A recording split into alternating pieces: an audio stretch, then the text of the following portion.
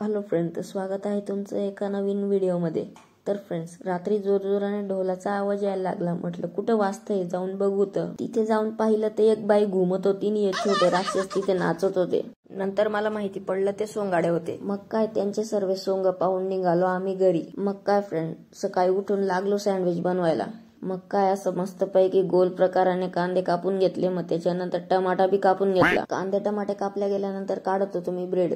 मग ब्रेड वरती असं मस्तपैकी सॉस आणि मेयोनीज।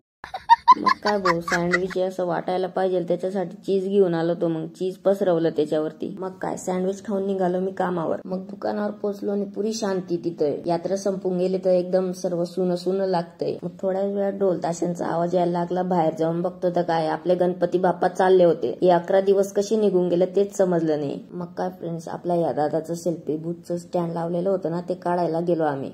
मग ते सर्व खोलून खालून निघालो आम्ही परत दुकानावर। गिराईक आले, त्यांना सर्व सामान काढून दिला। तेवढ्यातच लहान मुलांचा जोरजोरात आवाज यायला लागला। म्हटलं काय झालं? मग काय भाऊ, बाहेर जाऊन पाहिलं तर लहान मुलं पकडणाऱ्यांची गाडी आली ती।